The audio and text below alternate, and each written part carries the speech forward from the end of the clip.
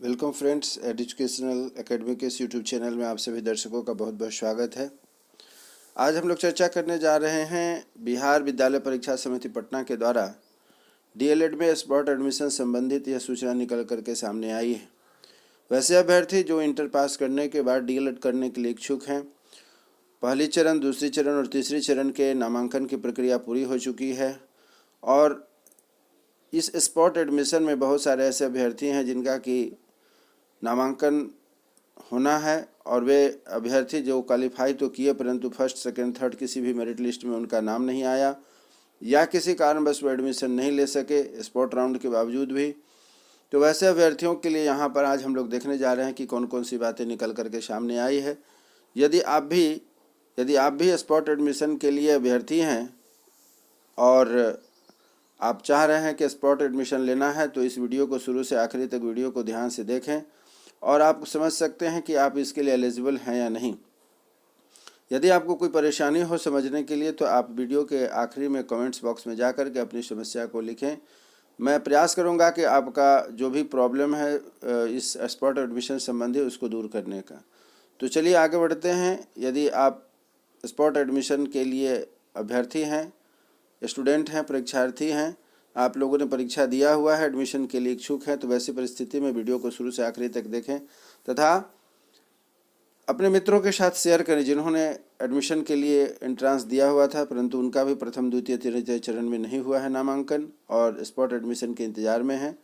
और यदि आप चैनल पर नए हैं तो कृपया हमारे चैनल को सब्सक्राइब करें। उम्मीद करता हूँ कि हमारे द्वारा किया गया प्रयास आपके लिए निश्चित रूप से उपयोगी होगा और आपकी पढ़ाई, नौकरी, रोजगार से संबंधित जो भी अपडेट्स होंगी मैं अपने यूट्यूब चैनल के माध्यम से आपके पास लेकर के उपस्थित रहूँगा।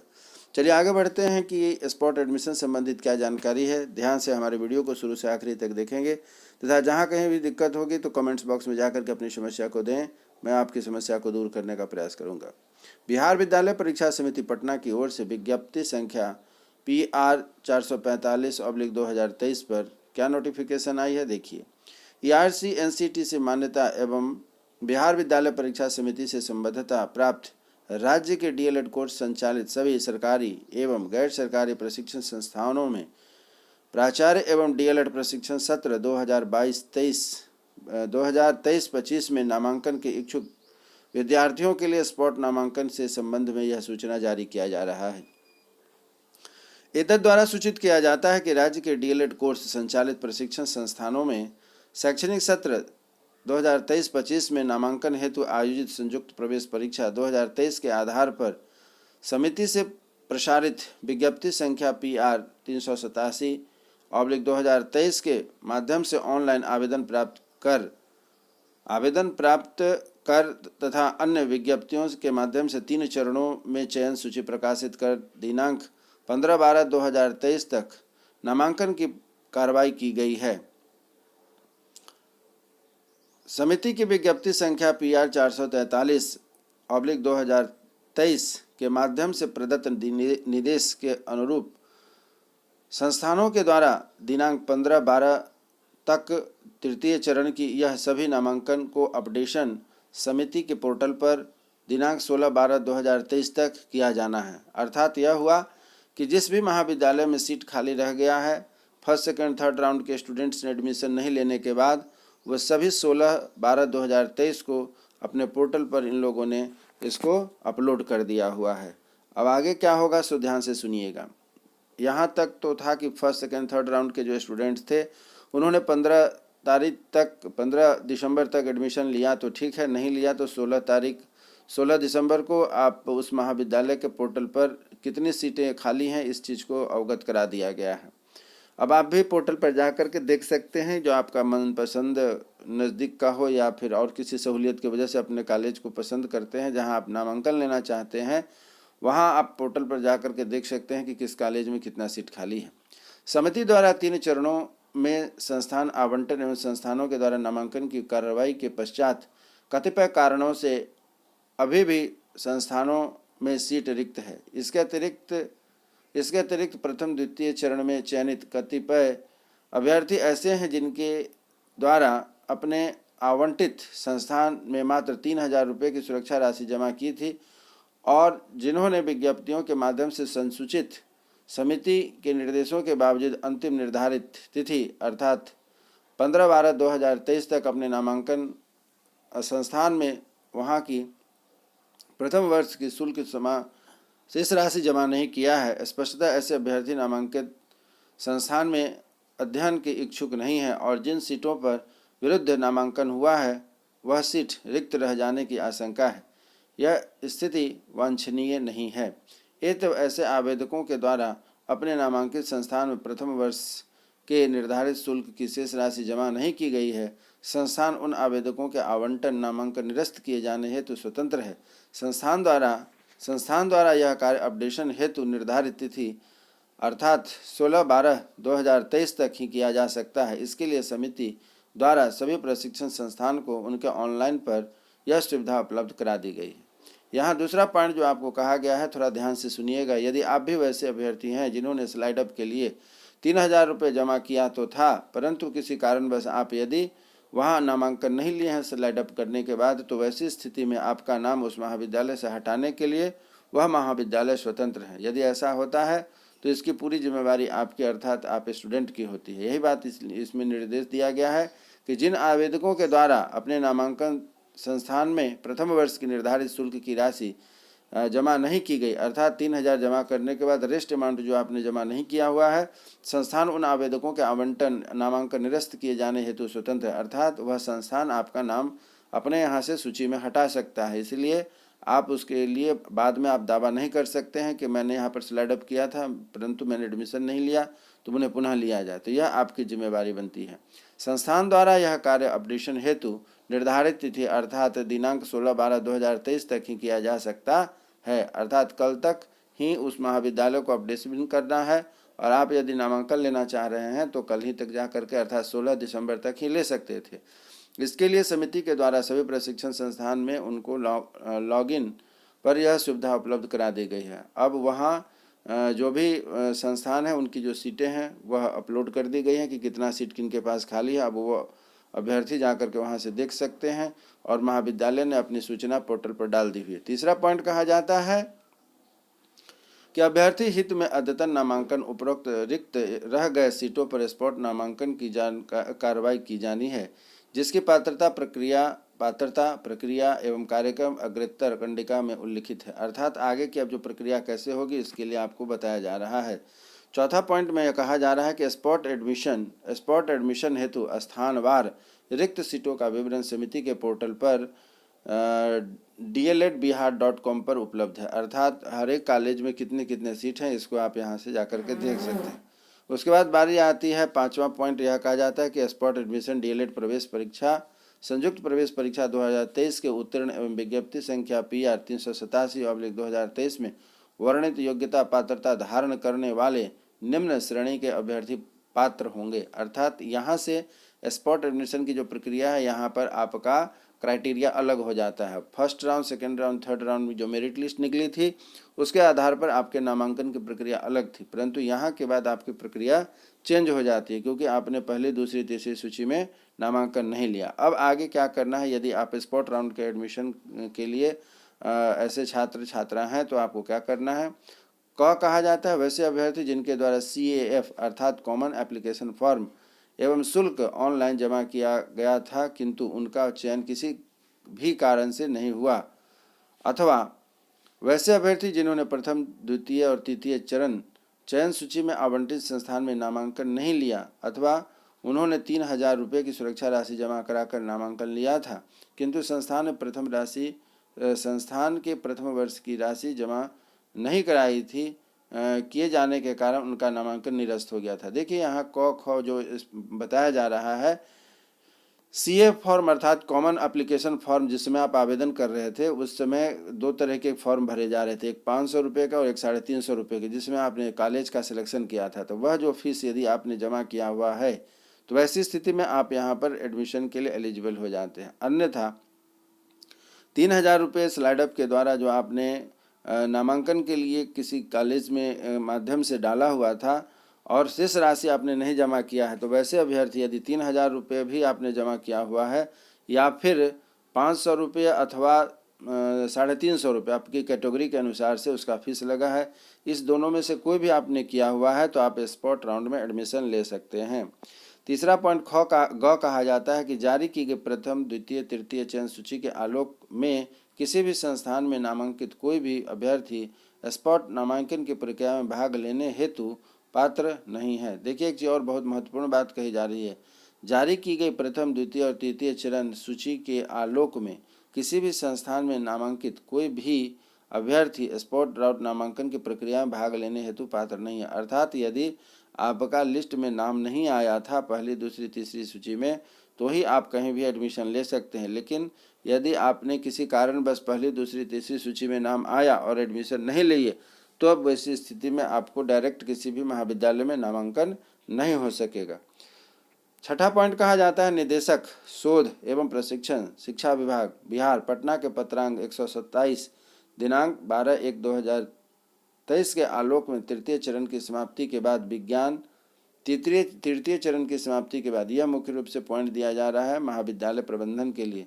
तृतीय चरण की समाप्ति के बाद विज्ञान विषय, कला के वाणिज्य विषय में स्थान शेष रह जाने पर कि जिस विषय में अभ्यर्थी शेष हैं उस विषय के अभ्यर्थी का नामांकन रिक्त स्थान के विरुद्ध लिया जा सकेगा। तदनुसार डीएलएड कोर्स संचालित सभी संस्थान में स्वीकृत सीट में 50% विज्ञान तथा 50% कला और वाणिज्य के अभ्यर्थियों के लिए आरक्षित रहने के प्रावधान को स्पॉट राउंड नामांकन में शिथिल किया जाता है।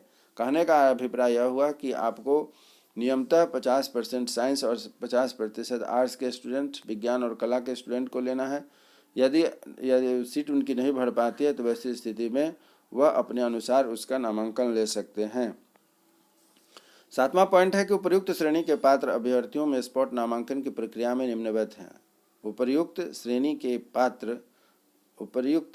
पात्र अभ्यर्थियों के स्पॉट नामांकन की प्रक्रिया के निम्नवत हैं। अर्थात आप यदि एलिजिबल हैं तो इसकी प्रक्रिया क्या है उसको ध्यान से समझिएगा। जो स्पॉट एडमिशन कैसे होगा आप अपने आप को उसके अनुरूप तैयार करेंगे। पहला पॉइंट कहा जाता है कि इच्छुक अभ्यर्थी सर्वप्रथम समिति के पोर्टल पर जाकर के स्थानवार रिक्त सीटों की संख्या से अवगत हो लेंगे। अर्थात पोर्टल पर जाकर के आप किस महाविद्यालय में जाना चाहते हैं, वहाँ कितने सीटें खाली हैं कि नहीं है, वहाँ पर आप इस चीज़ को देख लें। उसके अनुरूप ही आप पुनः आवेदन करेंगे। दूसरा है वैसे अभ्यर्थी जिन्होंने पूर्व में CAF अर्थात कॉमन एप्लीकेशन फॉर्म एवं शुल्क ऑनलाइन जमा किया है, वे समिति के पोर्टल पर लॉगिन करके स्पॉट नामांकन के CAF पर अपना अपलोड कर लें। अर्थात CAF फॉर्म जो होगा वह आपको लेकर के आना है। तीसरा है कि तत्पश्चात अभ्यर्थी जिस संस्थान में नामांकन को इच्छुक है वहाँ संगत अभिलेखों के स्व अभिप्रमाणित छाया प्रति के साथ संस्थान में अपना नामांकन आवेदन समर्पित करें। नामांकन आवेदन के साथ अभ्यर्थी अपने सभी अकादमिक प्रमाण पत्र, आरक्षण कोटि संबंधी जो भी प्रमाण पत्र लागू होते हैं उन सबों को स्व अभिप्रमाणित करके वहां पर जमा करेंगे। स्कोर कार्ड एवं CAF फॉर्म अवश्य संलग्न करना है। अर्थात आपने जो इंट्रांस टेस्ट दिया हुआ था डीएलएड में एडमिशन के लिए उसका स्कोर कार्ड तथा CAF फॉर्म आपको निश्चित रूप से यहाँ पर जमा करना है। पहले होता था कि इंटीमेशन लेटर जमा होता था, अब आपको CAF फॉर्म संलग्न करना है।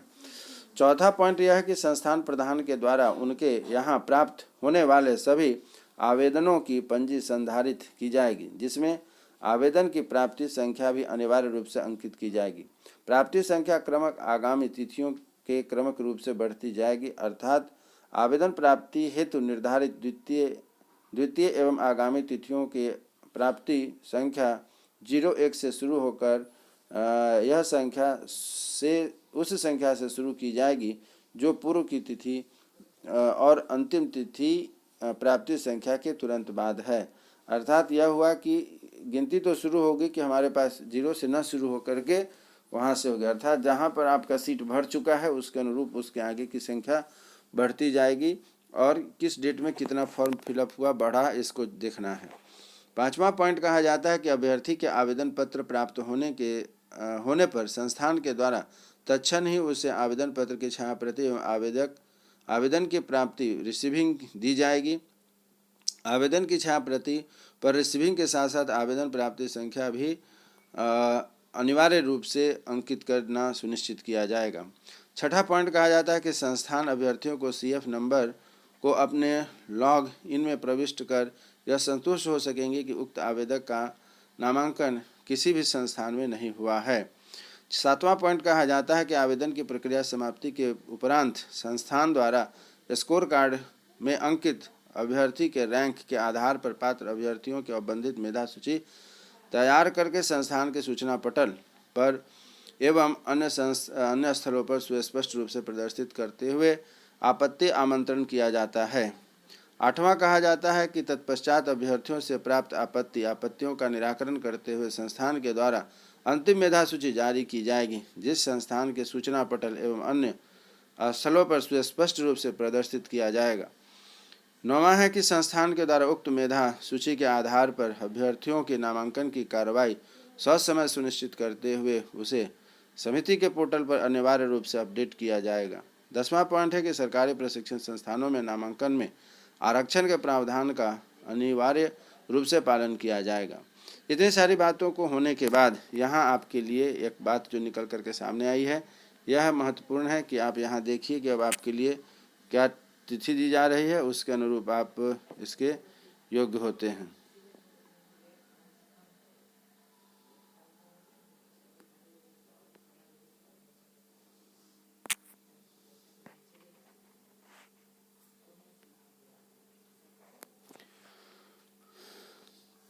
स्पॉट नामांकन की निम्नलिखित तिथि तालिका है, जिसे आप ध्यान से देखिएगा और आपको इसके बारे में जानकारी होनी चाहिए यदि आप स्पॉट एडमिशन के लिए इच्छुक हैं और इसके लिए योग्य हैं। तो पहला यह है कि नंबर 1, तृतीय चरण समाप्ति के पश्चात स्थानवार रिक्त सीटों की विवरणी समिति के पोर्टल पर अपलोड करने की तिथि 18 दिसंबर 2023 है, अर्थात 18 तारीख को यह पोर्टल पर लोड कर दिया जाएगा।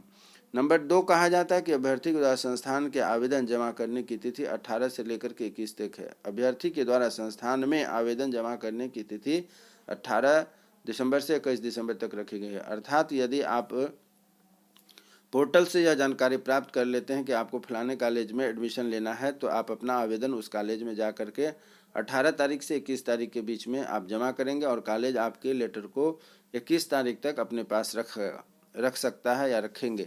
उसके बाद तीसरा पॉइंट है कि मेधा क्रम की सूची को प्रकाशित करने की तिथि, अर्थात 21 तक जो उनके पास फॉर्म जमा होता है उसके अनुरूप वह 22 तारीख को फॉर्म का डिटेल्स निकालेंगे कि हमारे पास इतने अभ्यर्थी आए थे और उसमें से हमारे पास जिनका एडमिशन लेना है उनकी मेरिट लिस्ट इस प्रकार से तैयार हो रही है। चौथा पॉइंट है कि अवंतित सूची पर अभ्यर्थियों की आपत्ति प्राप्त करने की तिथि 22 और 23 तारीख के बीच में जब उनका लिस्ट निकलेगा तो उसमें यदि किसी को आपत्ति है कि मेरा जो है कि सही यहाँ पर नहीं प्रेजेंटेशन हुआ है, हमारे जो यहाँ पर एप्लीकेबिलिटी है वह सही नहीं डाली गई है, तो ऐसी स्थिति में वो अपनी आपत्ति दे सकते हैं। पांचवा पॉइंट है कि प्राप्त आपत्तियों के निराकरण की तिथि 26/12/2023 को होगी, अर्थात 26 तारीख तक आपका जो निराकरण है वह होगा। उसके बाद है कि प्राप्त आपत्तियों के निराकरण के पश्चात अंतिम मेधा सूची प्रकाशित की जाएगी, अर्थात 27 तारीख को फाइनल मेरिट लिस्ट निकलेगा। अंतिम मेधा सूची के आधार पर नामांकन की तिथि 28 से लेकर के 30 तक, अर्थात 28 तारीख 28, 29, 30 3 दिन का समय दिया जाएगा, जिसमें कि आप एडमिशन ले सकते हैं। अंतिम मेधा सूची के आधार पर आप नामांकन ले सकते हैं। और लास्ट है कि नामांकन के पश्चात समिति के पोर्टल पर अद्यतन करने की तिथि, अर्थात 31/12/2023 को, अर्थात साल के आखिरी दिन उस महाविद्यालय के द्वारा पूरा सीट भर जाना चाहिए और फाइनल यह जो बिहार विद्यालय परीक्षा समिति के नामांकन की प्रक्रिया है वह भी पूरी हो जानी चाहिए। यदि ऐसा नहीं हो पाता है तो ऐसी स्थिति में हो सकता है कि बिहार विद्यालय परीक्षा समिति पुनः डेट विस्तारित करे कि थोड़ा और समय दिया जाए नामांकन के लिए, अन्यथा 31/12/2023 साल की समाप्ति के साथ ही 2023-25 में नामांकन की प्रक्रिया पूरी हो जाती है। उम्मीद करता हूं कि यह जो पूरी डिटेल्स आपको समझाई गई है, बताई गई है, इससे आप निश्चित रूप से लाभान्वित होंगे। यदि आप भी स्पॉट एडमिशन DLED में स्पॉट एडमिशन के लिए विद्यार्थी हैं, इच्छुक हैं और आपके मित्र भी यदि इस प्रक्रिया के तहत हैं तो आप उन्हें भी शेयर करें, समझाएं और हमारे चैनल पर नए हैं तो कृपया इसे सब्सक्राइब करें। इसी संभावना के साथ, उम्मीद के साथ कि हमारी आपकी फिर से मुलाकात होगी किसी नए टॉपिक पर और हम आप फिर से मिलेंगे। इसी शुभकामना के साथ स्वस्थ रहें, मन लगा करके पढ़ाई करें तथा जो भी आपकी समस्या हो शिक्षा और रोजगार संबंधित हमारे कमेंट्स बॉक्स में अपनी समस्या को लिखें, उसको निश्चित रूप से दूर किया जाएगा। तब तक के लिए जय हिंद, जय भारत।